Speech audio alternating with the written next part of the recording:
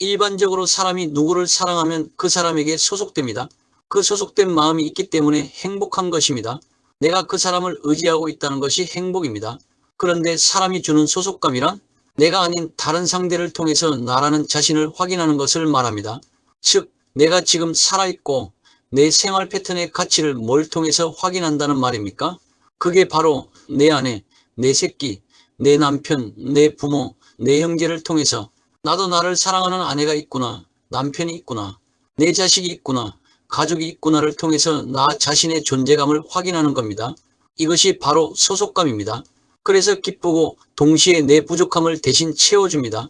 그러니까 어머니들이 자기 아들을 자기 가슴에 꼭 품어놓고 자기는 옛날에 못 배웠고 콩나물 장수해서 자식을 법대 보냈고 지금 판 검사되었으니 그 자식 안 빼앗기려고 신혼부부가 자는 방에 가서 가운데 드러넘는 시어머니가 있다고 하잖아요. 아들이 막 뭐라고 하니까 문 밖에 서서 자냐 자냐 하면서 잠도 못 자게 한다고 합니다. 이것이 바로 내가 아닌 다른 사람을 통해서 느끼는 잘못된 이기적 욕망인 자기중심적인 자아의 기쁨입니다. 그래서 소속감에는 전제 조건이 있습니다. 이것이 하나님의 영과 엄청난 차이입니다. 다시 말해서 사람을 사랑하려면 조건이 있다는 것입니다. 즉, 반드시 그 사람이 나를 위해서 움직여줘야 한다는 조건입니다. 이 말은 그 상대가 내 말대로 내가 원하는 대로 움직여주는 것을 말합니다. 그래서 나도 그를 사랑하고 그에게 의지하고 내 인생을 맡기고 그래서 결혼을 하는 겁니다. 이렇게 사람끼리 서로 소속감을 갖게 되는 것은 그 상대가 내 남편이 내 아내가 나를 위해서 움직여주고 나를 사랑해주고 내가 조금만 아프면 병원에 데려가고 간호해주고 먹고 싶은 건 막 사주고 그렇게 하니까 사랑했는데 세월이 지나니까 이것이 점점 식어버리더라는 것입니다. 왜 그럴까? 그것은 방금 말씀드린 대로 소속감에는 반드시 상대가 나를 위해서 움직여줘야 한다는 조건이 있기 때문입니다. 그리고 또 하나는 소속감의 속성의 문제점입니다. 인간은 흙으로 지었기 때문에 흙으로 지은 사람은 이 흙의 속성 때문에 끊임없이 이호감, 즉 보고 듣고 만지고 냄새 맡고 느끼고 하는 것 때문에 기본적으로 나만을 위해서 움직이려는 속성이 있습니다. 어느 부부가 잠을 자는데 두 부부가 계속 싸웁니다.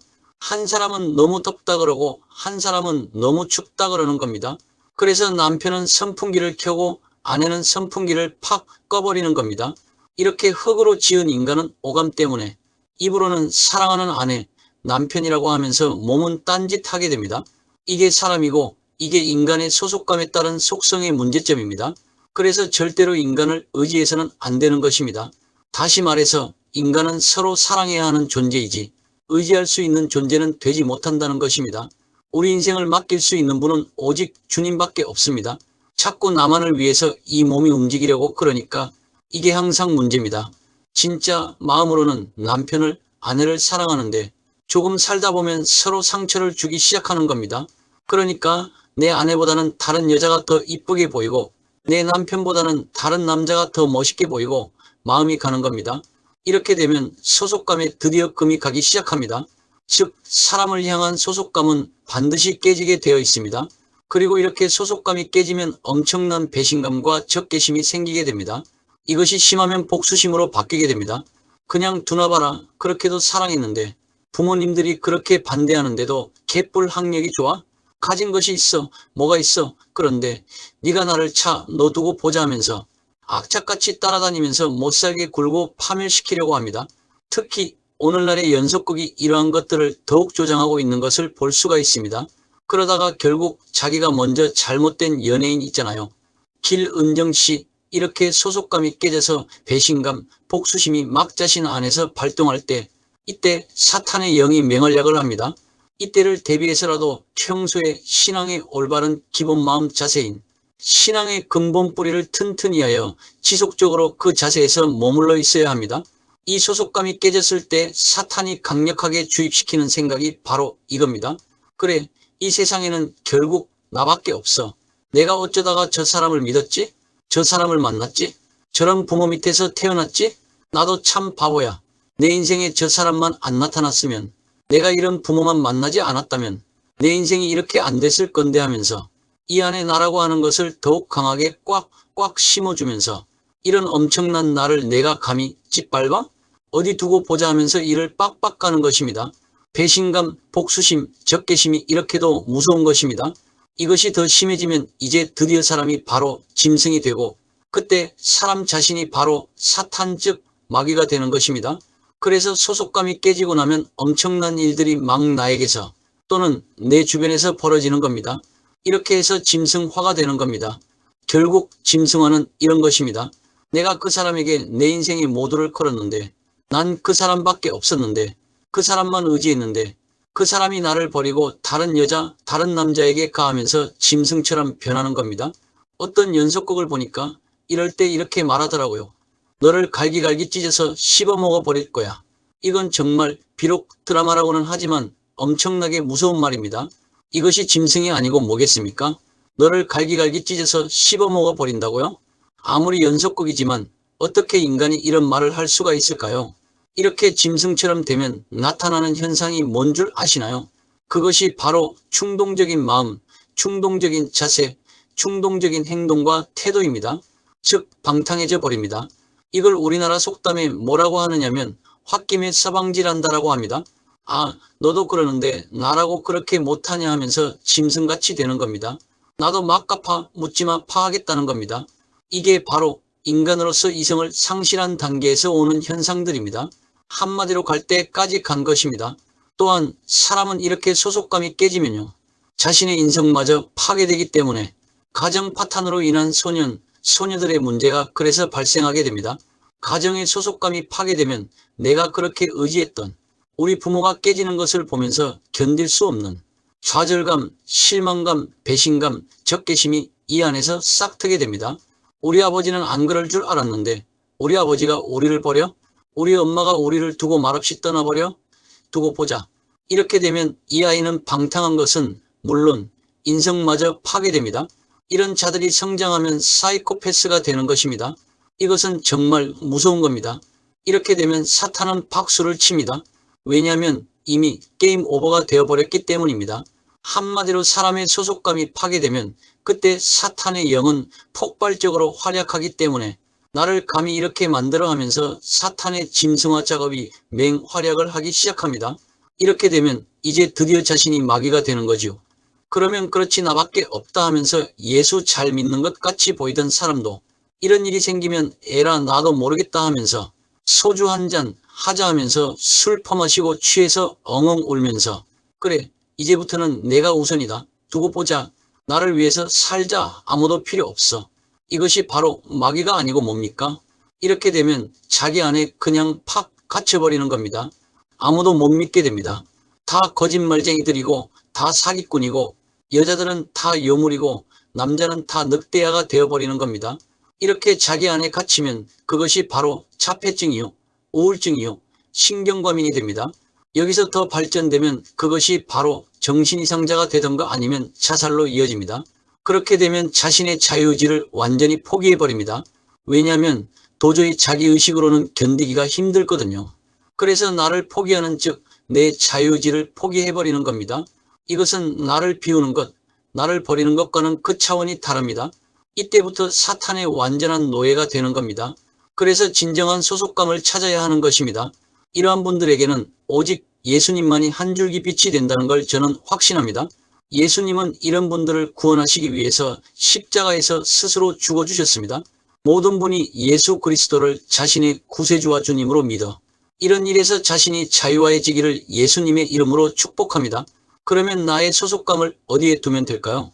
바로 나의 소속감은 예수 그리스도께 두어야 합니다. 결국 이 모든 것은 그의 아들에게 입 맞추라라는 말씀에 초점이 맞추어집니다. 그러므로 이분을 의지하고 이분께 자신을 들여서 소속되어 있지 않는 한, 즉 사람을 의지하고서는 반드시 이렇게 짐승화가 될 수밖에 없습니다. 사람으로서 할 수 있는 것은 이것이 전부입니다. 아무리 사랑한다고 그러더라도 다 조건이 따르기 마련입니다. 즉 그 상대가 나를 위해서 움직여줘야 하는 조건이 충족되어야 합니다. 내가 아무리 사랑한다고 러브콜을 해봤자 상대방이 계속 무시하고 받아주지 않으면 더 암흑일 뿐입니다. 이게 짝사랑의 고통입니다. 그러니까 상대가 나를 위해서 움직여주지 않으면 헛방입니다. 그래서 인간은 말로만 사랑한다, 사랑한다 하지만 결국 오감이 있기 때문에 자기가 우선이라는 것을 부인할 수가 없습니다. 내 안에 살고 계신 예수 그리스도께서 성령님으로 말미암아 내 주인이 되어서 내가 그분을 의지하고 그분의 사랑으로 내가 움직이지 않고서는 끊임없이 이 땅에서는 지옥 같은 흑암만 체험하면서 살 수밖에 없는 겁니다. 이것 때문에 사탄은 사람들에게 너 예수 믿지 말고 나를 따라와라. 육의 쾌락이 끄는 대로 따라와봐 하고 끊임없이 유혹하는 겁니다. 그러면 왜 진정한 소속감이 예수님밖에 없을까요? 사실 하나님의 사랑이라는 것은 구조적인 사랑이거든요. 이것이 인간의 사랑과 다른 점입니다. 다시 말해서 사람은 무조건 자기중심적인 사랑을 하지만 하나님은 어떤 구조 즉 체계를 가지고 사랑하십니다. 쉽게 말해서 사람들의 사랑은 그가 나를 위해서 움직여 주어야지 나도 그를 위해서 움직여주는 조건적인 사랑입니다. 그러나 하나님의 구조적인 사랑은 하늘과 땅의 구조를 통해서 사랑하십니다. 즉 제가 자주 그리는 그림이 있습니다. 사람을 중심으로 하늘과 땅의 그림을 그려놓고 하늘은 무조건 하늘에 속한 모든 신령한 축복을 내려주시는 곳입니다. 아버지 하나님은 모든 것을 아들 하나님께 맡기시고 모든 것을 내려주시는 하나님, 그 모든 것을 주는 기쁨으로 자신을 채우시는 하나님이십니다. 이 주는 기쁨이 바로 예수 사랑입니다. 이 예수 사랑이 자기 안에 충만한 사람은 막 퍼주기 시작합니다. 왜냐하면 하나님이 주는 기쁨으로 자신을 채우시듯 예수 사랑이 자기 안에 충만한 사람 역시도 자기 안을 주는 기쁨으로 채우는 축복을 깨달았기 때문입니다. 그와 더불어 하나님께서 주시는 그 기쁨으로 말미암아 하나님께 감사와 존귀와 영광을 올려드리게 되면 하나님께서는 이 기쁨을 충만하게 받으시기 때문에 절대로 허전하지 않으십니다. 주께서 내 마음에 두신 기쁨은 그들의 곡식과 새 포도주가 풍성할 때보다 더하니이다. 이것이 바로 하늘과 땅의 구조적인 사랑입니다. 그래서 의인, 악인 구별 없이 공평하게 대하시는 하나님이십니다. 이것이 바로 무조건적인 사랑입니다. 그러나 반대로 사람의 사랑은 조건부 사랑입니다. 오는 정이 있어야 가는 정이 있고 오는 사랑이 있어야 가는 사랑이 있습니다. 그래서 인간의 사랑은 결국 언젠가는 깨어지게 되어 있습니다. 그러므로 사람은 사랑해야 하는 대상이지 절대로 의지하거나 믿음의 대상으로 보면 안 됩니다. 사람을 의지하면 반드시 그 소속감이 깨지게 됩니다. 그리고 원수가 어디서 나오는 줄 아십니까? 바로 이 소속감이 깨지면 원수가 되는 것입니다. 그렇기 때문에 사람은 무조건 서로 사랑해야 합니다. 즉 사람은 서로 사랑을 베풀 존재입니다. 서로 친절하게 하며 불쌍히 여기며 서로 용서하기를 하나님이 그리스도 안에서 너희를 용서하심과 같이 하라. 이 말씀은 바로 이러한 사랑을 하라는 말씀입니다. 그러므로 그 형제의 어려운 짐도 내가 대신 져주고 그 형제를 위해서 좀 손해보는 이런 사랑을 하라는 거지. 인간들이 하는 에로스 사랑 또는 저 사람이 나를 사랑해 주니까 저 사람이 나에게 잘해주니까 저 사람이 나에게 먹을 걸 주니까 나도 사랑해줘야지 하는 그런 편레오 사랑만 하려고 하지 말라는 이 말입니다. 왜냐하면 이것은 벌써 상대의 자세에 따라서 나의 자세가 결정되는 한마디로 상대에 따라 달라지는 조건부 또는 의지적 사랑이기 때문에 이렇게 하면 반드시 지옥을 경험하게 되고 짐승이 되고 마귀가 되어버립니다. 결국 우리가 의지해야 할 분은 오직 주님 한 분뿐입니다. 그런데 신앙의 올바른 기본 마음 자세를 가지고 하나님과 깊고 하나 되도록 하는 은밀하고도 친밀한 사랑의 교제를 지속적으로 하고 있지 않은 사람은 이 하나님의 사랑을 제대로 느낄 수가 없습니다. 말씀만 많이 안다고 되는 것이 아닙니다. 지금 이스라엘 백성들에게 시내산에서 말씀이 주어졌는데도 어기는 것을 보십시오. 양의 피를 뿌리면서 엄청나게 엄숙한 언약의식을 치렀는데 불구하고 그 하나님을 의지하지 못하는 것 보십시오. 더군다나 이 광야 길에서 먹을 것, 입을 것, 마실 것, 내가 할 수 있는 것이라고는 아무것도 없는 이 광야에서 내 생활 패턴을 보이지 않는 하나님께 맡겼더니 너무도 불안합니다. 이게 지금 광야에서 이 백성들의 심정입니다. 이 허벌판에서 자기가 할 수 있는 것이라고는 아무것도 없는데도 불구하고 그 보이지 않는 하나님을 쫓아가려고 하니까 너무도 불안한 것입니다. 이 상태가 사실은 지금 나의 상태인 줄도 모릅니다. 예수 믿는다고 그러면서 끊임없이 이 광야의 인생길 가운데서 앞이 안 보이니까 이 어려운 난관을 어떻게 헤쳐나가야 할지 몰라서 그 보이지 않는 하나님을 의지하고 내 생활 패턴을 다 맡겼다고 생각하니까 마음의 평강이 와야 하는데 그게 아니라 뭔가 허전하고 오히려 한심한 겁니다. 하나님이 지금 제대로 나를 인도하는 거 맞나? 그런데 왜 자꾸 이런 일들만 일어나는 거지라고 생각하게 됩니다. 그래서 할 수 없이 하나님께서 성막의 구조를 주셔서 성령으로 그곳에 직접 임재하시는 것입니다. 그것이 출애굽기 35장에서 40장까지의 내용입니다. 황금 송아지 사건 때문에 하나님이 3,000명을 죽이시고 막 그러니까 야, 하나님께서 진짜 피로 세우신 언약대로 안 지키면 죽이시는구나 하면서 진짜로 성막은 열심히 짓습니다. 보십시오. 성막 지을 때 그 재료가 다 어디서 났을까요? 바로 자기네들이 애굽에서 나올 때 가져온 것들입니다. 즉 이것을 오늘날에 적용하면 예수 믿기 전에 본래 하나님께서 부어주셔서 가지고 있었던 재산들이었습니다. 그것을 자원하는 마음으로 전부 하나님께 헌금한 것입니다. 그런데 금송아지 사건 때 한번 얻어터지고 나니까 이렇게 믿음이 좋아졌습니다. 즉 말씀에 순종하는 겁니다. 이렇게 해서 성막을 아주 신실하게 완성하고 나니까 드디어 하나님의 영, 즉 성령님이 구름 기둥과 불기둥으로 성막 위에 임재하시는 하나님, 따라서 광야 같은 이 땅에서 살아가면서 율법 즉 말씀을 붙들고 성막 즉 예배드리고 기도하는 곳에 구름 기둥과 불기둥으로 성령님께서 성막 위 즉 우리 안에 임재하십니다. 이렇게 이 구름 기둥과 불기둥 즉 성령님을 바라보면서 다시 말해서 성령님의 인도하심 따라서 이제 인생의 남은 여정을 드디어 시작 즉 출발하는 것입니다. 이것이 신의 산에서의 출발이요 민수기의 시작입니다. 그래도 그럭저럭 먼 길 같으니만 벌써 민수기까지 도달을 했습니다.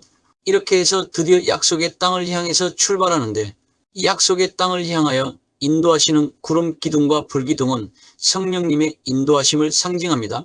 절대로 구름 기둥과 불기둥이 움직이지 않으면 갈 수가 없습니다. 그런데 여기서 절대로 그냥 넘어갈 수 없는 사건이 또 하나 등장하면서 우리의 발목을 잡습니다. 어떤 사건일까요? 그렇습니다. 가데스의 정탐꾼 파견 사건입니다. 즉 하나님께서 이 백성들의 믿음을 테스트하는 사건이 나옵니다. 이것을 오늘날에 적용하면 예수 믿어 구원받고 난 후 성도들의 모임인 교회 공동체 안으로 들어오면 주님은 이렇게 간혹 이놈 이제 쓸만한 인재가 됐나 하고 이러한 테스트를 한 번씩 주기적으로 하십니다. 왜냐하면 이 테스트는 괜히 시험하시는 게 아니라 오히려 쓰시려고 그러시는 것을 알아야 합니다. 이런 것을 잘 깨닫고 잘 통과하면 주님께 제대로 쓰임받게 됩니다. 민수기의 시작은 그냥 백성의 숫자를 막연하게 나열하는 게 아니라 각 지파별로 지파의 족장과 장자, 차자, 그에 소속되는 백성들과 그 위치는 어디고 진을 칠 때는 어디에, 행진할 때는 어디에 해야 하는지를 세부적으로 기록한 것으로서 처음에 이 부분을 읽을 때는 골치가 아프지만 이것이 사실은 하나님의 은혜입니다. 이러한 체계가 없었다면 200만이나 되는 오합지졸들이 사막인 광야에서 어떻게 살 수가 있겠습니까? 우왕좌왕 시끌벅적 통솔이 불가능했을 것입니다. 한마디로 자기 소속 위치 등을 이미 다 정해주신 것입니다. 그리고 그 가운데 구름 기둥과 불기둥이 있습니다. 백성들은 그 구름 기둥과 불기둥을 바라보면서 하나님을 따라갈 수가 있었습니다. 200만의 이 광경 상상을 한번 해보세요. 얼마나 엄청났겠습니까? 그러므로 인생 가운데 나에게 임재하시는 구름 기둥과 불기둥이신 성령님을 따라가야 하는 겁니다. 어떠한 일이 일어나도 가야 할 길을 잃어버리지 않고 갈 수 있게 하는 것도 구름 기둥과 불기둥이신 내 안에 계신 성령님이십니다.